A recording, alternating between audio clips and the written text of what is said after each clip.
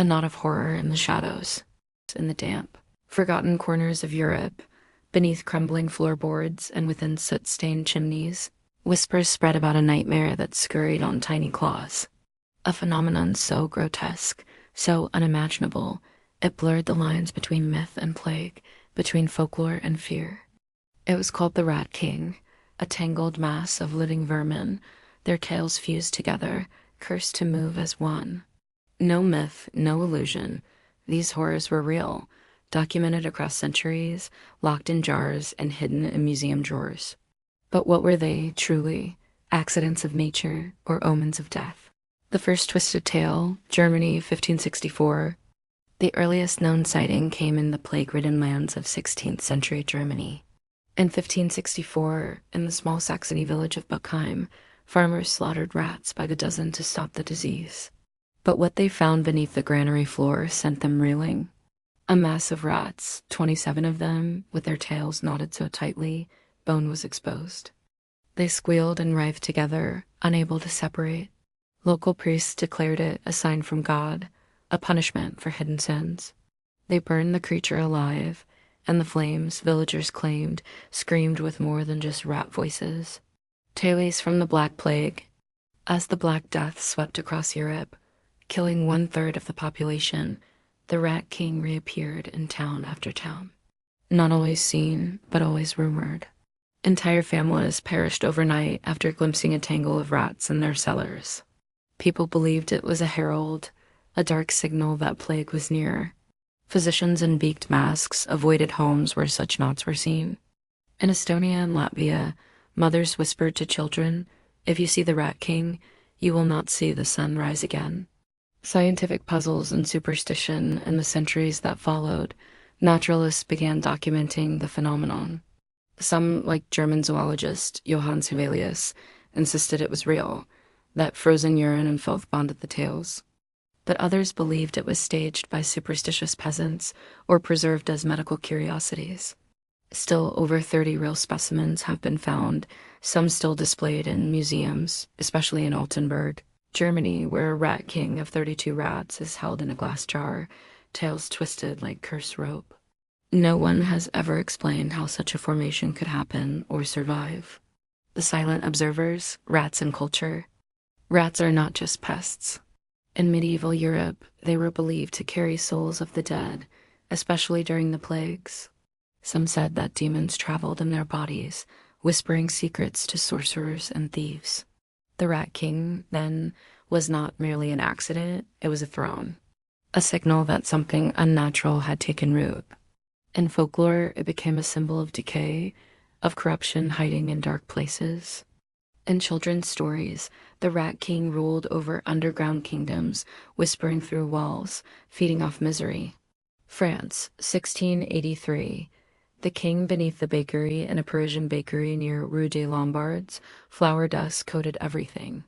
When rats invaded, the baker's apprentice chased them with a broom into the cellar. Hours passed, he did not return. When the baker descended with a lantern, he found him frozen in terror. Before them, 10 rats, tangled by their tails, dragging themselves in a slow circle like a ritual.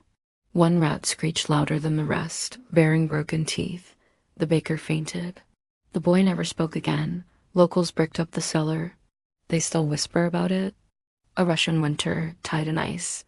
In the brutal winter of 1905, a Russian peasant in Perm uncovered a horrifying mass while chopping wood.